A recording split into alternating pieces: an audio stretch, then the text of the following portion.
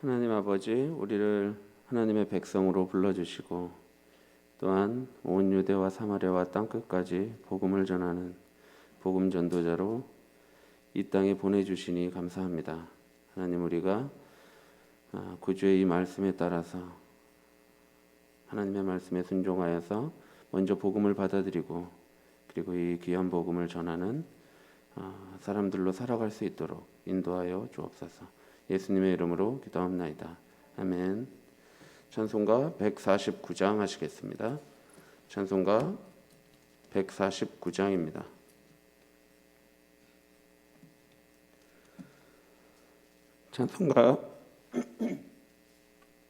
찬송가 149장 함께 찬송하시겠습니다. 주 달려 죽은 십자가 우리가 생각할 때에 세상에 속한 욕심은 헛된 줄 알고 버리네. 죽으신 구주 밖에는 자랑을 말게 하소서. 보혈의 공로 힘입어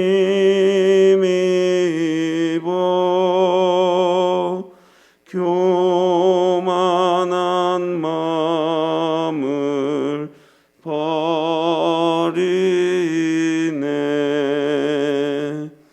못 박힌 손발 보니 큰 자비 나타내셨네.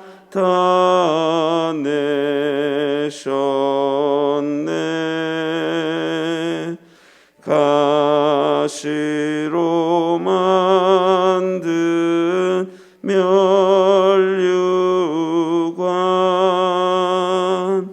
우리를 위해 쓰셨네.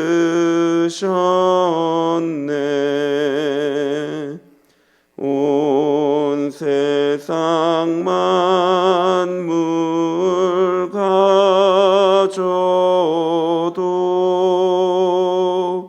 주내 못 갚겠네. 놀라운 사랑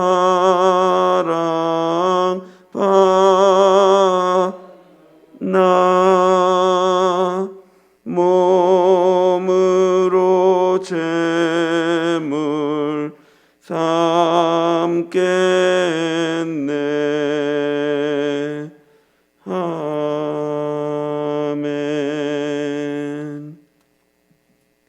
성경 말씀 누가복음 10장 1절부터 16절입니다.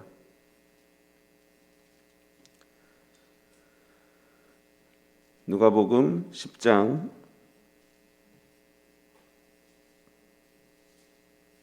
1절부터 16절입니다. 누가복음 10장 1절부터 16절까지 한 절씩 교독하겠습니다. 그 후에 주께서 따로 70인을 세우사 친히 가시려는 각 동네와 각 지역으로 둘씩 앞서 보내시며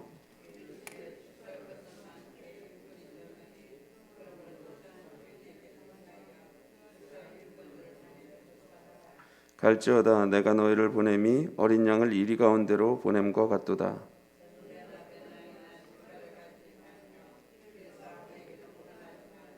어느 집에 들어가든지 먼저 말하되 이 집이 평안할지어다 하라.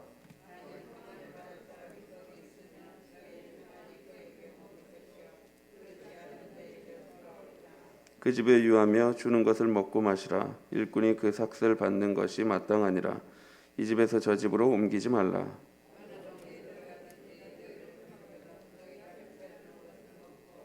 거기 있는 병자들을 고치고 또 말하기를 하나님의 나라가 너희에게 가까이 왔다 하라.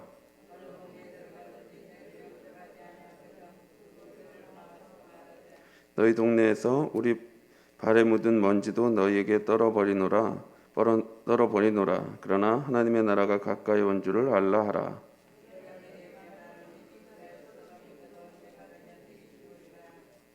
화 있을진저 고라시나 화 있을진저 벳세다야. 너희에게 행한 모든 권능을 두로와 시돈에서 행하였더라면 그들이 벌써 베옷을 입고 제에 앉아 회개하였으리라. 가버나움아, 내가 하늘에까지 높아지겠느냐? 음부에까지 낮아지리라. 너희 말을 듣는 자는 곧 내 말을 듣는 것이요, 너희를 저버리는 자는 곧 나를 저버리는 것이요, 나를 저버리는 자는 나 보내신 이를 저버리는 것이라 하시니라. 아멘.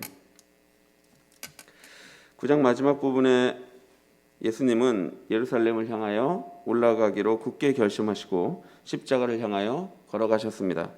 그런 다음 그 길을 따르라 라고 말씀하셨지요. 그 길은 제자들이 생각했던 것처럼 예수님이 높은 자리에 가서 앉으시면 좌편에 우편에 앉아 영광을 누릴 만한 그런 길이 아니었습니다. 그 길은 머리 둘 곳도 없었고 또 재산과 세상의 일, 가족, 그 어떤 것으로도 뒤를 돌아봐서는 안 되는 그런 길이었습니다. 9장 1절에 보면 예수님이 복음 전파를 위해 12제자를 마을로 보내시는 장면이 나오는데요. 오늘 본문에는 70인의 제자를 세우시고 또 보내시는 장면이 나옵니다. 예수님이 이렇게 제자들을 보내시는 이유는 추수를 하기 위함이었습니다. 여기서 추수는 하나님 나라 복음이 전해지는 것을 말합니다. 제자들은 병든 자를 고치며 하나님 나라가 가까이 왔음을 선포해야 했습니다. 그런데 2절에 보니까 제자들이 먼저 구해야 할 것이 있었습니다. 추수할 것은 많은데 일꾼이 적었기 때문입니다. 그러므로 추수하는 주인에게 청하여 추수할 일꾼들을 보내달라고 구해야 했습니다. 그도 그럴 것이 재산과 세상의 일과 심지어 가족마저도 뒤로하고 가야 하는 길을 따르려고 하는 자들이 많지 않을 것이기 때문입니다. 오늘날도 이는 별로 다르지 않습니다. 믿음으로 자신의 삶을 던져서 하나님 앞에 충성하며 하나님 나라 복음을 위해 살아가기로 결단하고 그 길을 묵묵히 걸어가는 자가 그리 많지 않은 것 같습니다. 그런데 문제는 추수할 자가 많다는 것입니다. 추수할 영혼은 많은데 그 영혼을 추수하려고 하는 일꾼이 적은 것입니다. 이 말씀은 저처럼 한 영혼을 위하여 가슴이 뜨겁지 못하고 한없이 게으른 사람에게 얼마나 아픈 말씀인지 모릅니다. 하나님의 말씀을 더욱 사랑하여 열정적으로 하나님 나라를 선포하고 상처 입은 영혼들을 더욱 따뜻하게 사랑하고 또한 기도하지 못하는 저 같은 사람이 무릎을 꿇고 들어야 하는 말씀이지요. 그러나 사랑하는 성도 여러분, 혹시라도 이 본문을 보시면서 이 말씀은 복음 전도자인 설교자나 전적으로 사역을 하는 교역자에게만 하시는 말씀이다 라고 생각하셔서는 안 됩니다. 예수님은 9장에 12제자를 보내셨을 뿐만 아니라 10장에 와서 70인의 제자를 보내셨죠. 뿐만 아니라 이 말씀은 예수를 구주로 영접하고 따르는 이 땅의 모든 성도들에게 하시는 말씀입니다. 따라서 사랑하는 성도 여러분, 지금도 추수할 영혼이 많이 있습니다. 추수할 일꾼을 보내달라고 우리가 기도하기 앞서서 먼저 우리가 추수할 일꾼이 되어야 합니다. 그러면 자연히 우리는 기도하게 될 것입니다. 이렇게 추수할 것이 많은데 추수할 일꾼이 적음을 본다면 우리는 함께 합심하여 주 앞에 나아가 엎드려 기도하지 않을 수 없을 것입니다. 여러분, 왜 이렇게 일꾼이 없습니까? 3절에서 11절까지를 보면 예수님은 제자들에게 전도사역에 따른 그 특징을 제시하고 있습니다. 먼저 3절에 보면 전도사역에 위험이 있을 수 있으며 그래서 그에 따른 경고를 하고 있습니다. 3절에 보니까 예수님의 보냄은 어떤 면에서 어린 양을 이리 가운데로 보내는 것과 같다고 말씀합니다. 제자의 길에는 이처럼 위험이 있습니다. 둘째로 4절의 제자의 길은 위험뿐만 아니라 궁핍하며 긴급한 사역임을 말해줍니다. 4절에 보니까 제자들은 전대나 배낭이나 신발까지도 가지지 말라고 말합니다. 이는 제자가 걸어야 할 길은 어떠한 것도 의지해서도 안 되며 오직 주님이신 예수 그리스도만을 의지해야 한다는 것을 말합니다. 뿐만 아니라 지나가는 사람과 문 안에서도 인사해서도 안 됩니다. 안부를 물어서도 안 됩니다. 왜냐하면 그만큼 한가한 때가 아니라는 것입니다. 이는 제자들이 수행해야 할 과업이 지금 대단히 긴급한 것임을 알리는 것입니다. 이와 같이 예수님을 따르는 제자의 길은 마치 배수진을 치고 싸우는 전쟁과 같습니다. 우리는 뒤로 물러설 때가 있거나 또는 다른 선택지가 있을 때 우리는 약해집니다. 따라서 예수님의 길을 따라가는 제자들은 뒤를 돌아봐서는 안 됩니다. 오직 예수 그리스도 한 분만을 의지하여 예수 그리스도 한 분만을 바라보며 그 제자의 길을 걸어가야 하죠. 셋째로 5절에서 7절에 보면 제자들은 길이나 시장에서 하나님 나라 복음을 전하는 것이 아니라 가정에 방문해야 했습니다. 방문하여서 샬롬, 즉 평안을 빌어줄 때에 그것을 받아들이는 평강의 아들이 있으면 그들에게 복음을 전하라고 말씀합니다. 이는 마음이 평화로워서 마음이 열려 있어서 그 복음을 받아들이는 자에게 복음을 전하라고 하는 말씀입니다. 제자들은 그 집에 머물면서 주는 것을 먹고 마실 수 있었습니다. 왜냐하면 일꾼이 삭슬 받는 것은 마땅하기 때문입니다. 그러나 이 집 저 집으로 옮겨 다니는 것은 금하셨는데요. 왜냐하면 환대하는 사람의 섬김을 존중해야 하기 때문이었습니다. 상황에 따라서 이 집 저 집 막 옮겨 다니는 것은 이전에 섬겨주었던 집을 모욕하는 행위가 될 수 있습니다.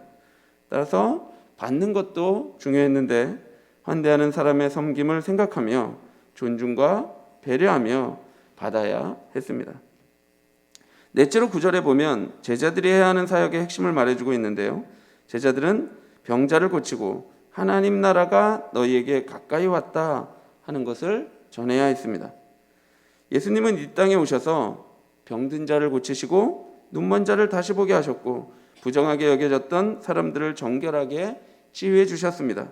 그리고 귀신을 내쫓으셨으며 사람들의 죄를 용서해 주셨지요. 이러한 예수님의 사역은 그의 가르침과 일치했습니다. 누가복음 4장에 보면 예수님은 당신이 자라나신 곳 나사렛에 이르러 안식일에 말씀을 전하셨는데 바로 이사야 61장 말씀이었습니다. 주의 성령이 내게 임하셨으니 이는 가난한 자에게 복음을 전하게 하시려고 내게 기름을 부으시고 나를 보내사 포로된 자에게 자유를 눈먼 자에게 다시 보게 함을 전파하며 눌린 자를 자유롭게 하고 주의 은혜의 해를 전파하게 하려 하심이라 하였더라. 이렇게 말씀합니다.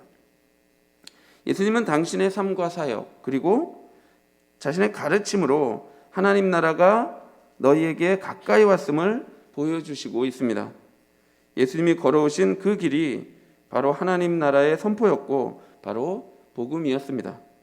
그리고 예수님은 지금 그 하나님 나라가 실현되는 절정을 향해 십자가를 향해 나아가고 있습니다.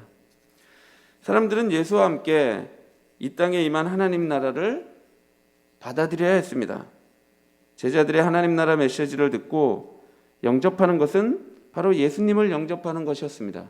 그러나 그 메시지를 거절하는 것은 예수님과 그를 보내신 아버지 하나님을 거절하는 것이었죠.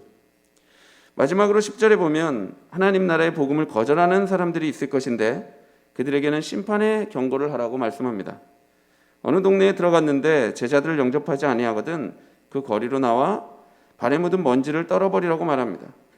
발에서 먼지를 떨어내라 하는 가르침은 매우 무서운 심판의 경고를 말합니다. 유대 지역 밖을 여행하던 유대인들은 집으로 돌아올 때에 이스라엘 땅을 오염시키지 않기 위해서 발에서 먼지를 떨어내야 했습니다. 이런 행위는 제자들의 메시지에 반응하지 않는 마을은 본질적으로 이방인의 마을임을 선언하는 것과 같습니다. 따라서 이것은 하나님과 상관없어진 것을 말합니다. 하나님과 상관없어지는 것, 이것은 인간이 당하는 가장 큰 심판이죠. 13절에 보면 갈릴리 지방의 고라신과 벳세다 지방을 향해 예수님은 화를 선포합니다.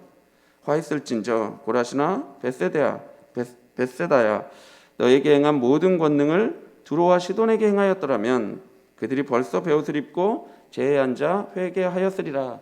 이렇게 말씀하죠.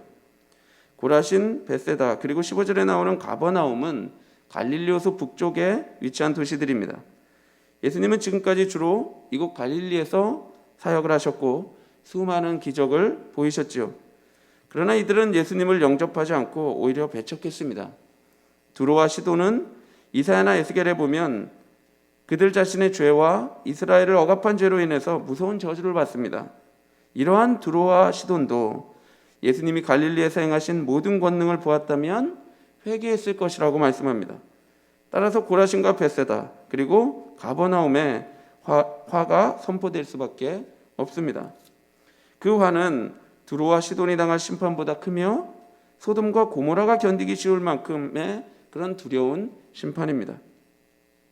우리는 오늘 본문을 보면서 첫째로 우리 자신이 우리의 삶에 예수 그리스도를 구주로 영접하고 따라서 그의 말씀에 순종하며 살아가고 있는지를 돌아봐야 합니다.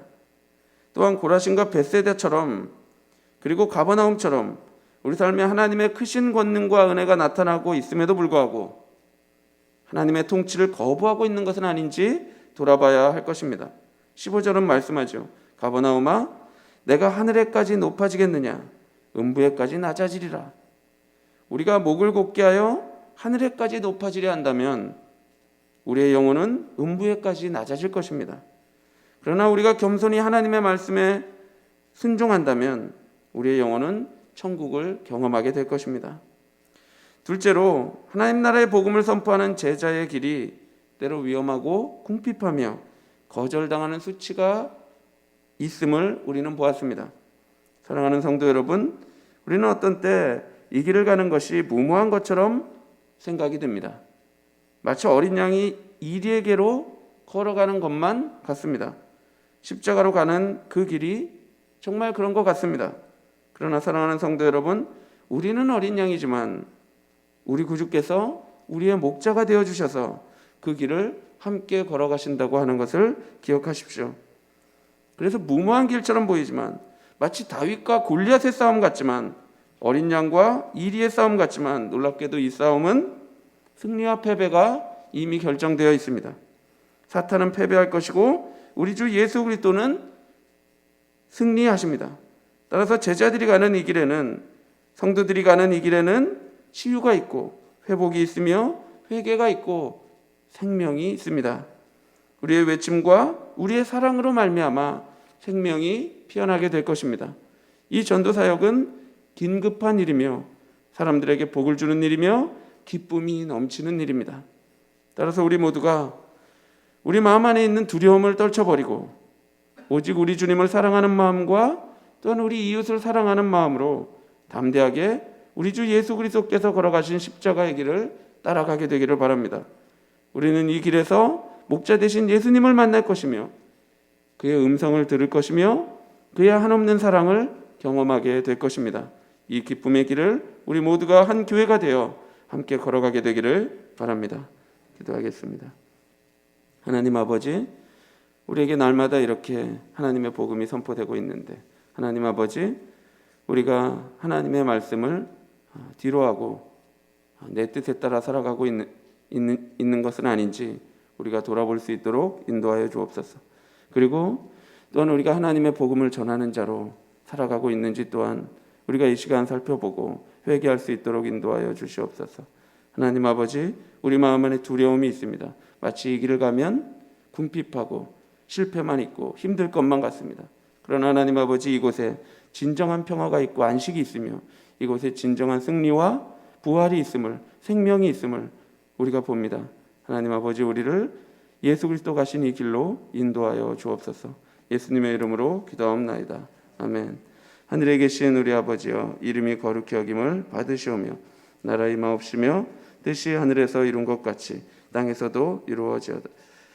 오늘날 우리에게 일용할 양식을 주옵시고 우리가 우리에게 죄 지은 자를 사하여 준 것 같이 우리 죄를 사하여 주옵시고 우리를 시험에 들게 하지 마옵시고 다만 악에서 구하옵소서. 대개 나라와 권세와 영광이 아버지께 영원히 있사옵나이다. 아멘. 말씀을 생각하시며 기도하시고 코로나 등 고난 중에 있는 성도들을 위해 기도해 주십시오. 교회당 건축을 위해 그리고 4월 둘째 주일에 있을 성례식을 위해 기도해 주시기 바랍니다. 그리고 개인적으로 기도하시기 바랍니다.